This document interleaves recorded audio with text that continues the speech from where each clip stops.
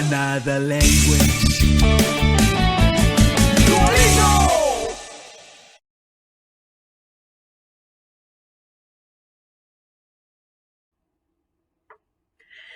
Look no feather!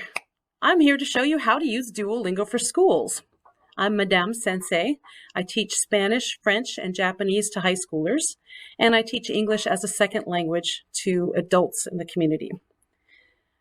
Today, I'm going to show you where everything is located in Duolingo for schools. In our last episode, I showed you where things were located in the vanilla version of Duolingo, and today we're going to dive into how we can use this as educators. So as a reminder, you're going to scroll all the way to the bottom of your tree, and yes, you do need to make an account in order to be an educator and use Duolingo for schools. Scroll all the way to the bottom. Right here, it says schools. Click on that. Now you will want to bookmark this page, and then you don't have to go all the way through your tree again, all right? It'll just always be there. So you can see up at the top, Duolingo for schools, certified educator. You can click here and become a certified educator. It's very easy and kind of fun to do. Nice little certificate to hang on your wall. This discuss button will take you right to the educators forum where we can talk with each other. This help button is a list of commonly asked topics. It's a FAQ, okay? And then here, your login. And then you also your settings, all right? Right here is where you will create your classrooms. Here, they've stuck in a nice little guide for our crazy quarantine times. And then here's all your classes, all right? And you can have an infinite number of classes. Right here, I've got, I've got archived classes, like right here, because as my students graduate, I like to know that they're still learning. I like to get those notifications that they've completed the assignment and everything. I think that's fun. So I've made archived classes for these students who have graduated. And currently in the French archive class, I have over 475 students. So I believe you can have an infinite number of students in any class. All right. In these classes, let's just randomly choose a class. Here's your view of your classroom with all your students listed. We're going to go through this in a moment, but first let me just point out some buttons. We've got invite students right here.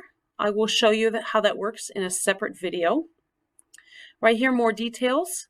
You can look at the details of your classroom. I'll show you how to look at the details of your students in a few moments. You could sort by name, you could sort by missed assignments, completed assignments, late assignments, or how much XP they have received. You will notice that each student has green and red. You can see how many assignments they've made, how many they've been late on, how many they've missed at a glance. I will show you that in detail in a moment. Over here on the left, we're in the student's view, so it's blue. Assignments. This is where we're going to be able to give assignments to our students, and I've got a whole dedicated video for that to show you how to create assignments. The curriculum, I will show you that in a whole dedicated video. Class activities, it's substandard right now. It's being worked on because things have thrown everything into disarray with the whole COVID-19 situation. So expect this to be updated soon.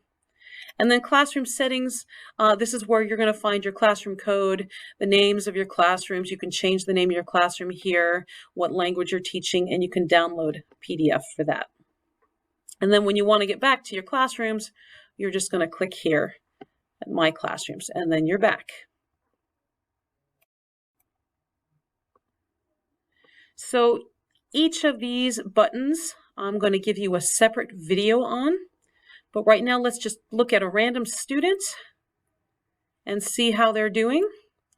You can manage the student. You can move them between classrooms, like when I archive my students, or when my students graduate from one level to another. Sometimes I'll move them to another classroom instead of renaming the classroom. Oftentimes students will forget their password. So here you can reset their password. Thank goodness, that happens more often than I want to say. My very first tip to you is when you're signing students up, don't let them choose a crazy name. Make them choose a name that you can recognize. I say that over and over. I tell my students, I don't know which of you is Dank Memes, and I don't know which of you is Laser Kitty. Choose a name that I can recognize if you want a grade. Okay, the activity log is very helpful. You can look at it and a nice little thing pops up telling you exactly what they did. So if there's any confusion at all, they said they did this, it's not showing up, maybe there's a lag or whatever, this activity log is super helpful. All right, you can see the student, you can see he completed the assignment I gave, you can see when he completed it. Here, he was late. I'm going to switch to a student who's not as punctual as this one to show you what might happen. All right, here we're on another student. This student, I happen to know, he works for his family business and he's got younger siblings to take care of. And you can see he started the family assignment, but he missed it, so it showed up red. But here in the student view, I can see that he did 1 of 5 completed. So it's super easy for me to differentiate and say, I understand his circumstances. I'm going to give him more credit than this. All right, here he was late. But for me, seeing how much progress they made, this is golden for me. These ones he just missed. These were over the summertime. I gave them bonus points if they did Duolingo over the summer. But this information to me is golden as I differentiate for my students. In later videos, I'm going to walk you through different views of this, how to use the data. I'm going to show you how to set an assignment. I'm going to show you how to look at the curriculum. I'll show you all these little buttons and everything you can do with Duolingo for schools. Post your questions about pedagogy and how to use Duolingo for schools. Right here, click on that discuss button that we looked at. Make sure you're in the Educators forum on the right-hand side. Post your questions and I or some other very helpful person will answer them for you. And then I also want to make a plug for the Duolingo Educators Network. Once you click here in the Educators forum, you'll see the sticky, what is the Educator Network? This is honestly the best professional learning community that I belong to. So click there, join up, and I hope to see you there. Thank you very much. Duolingo.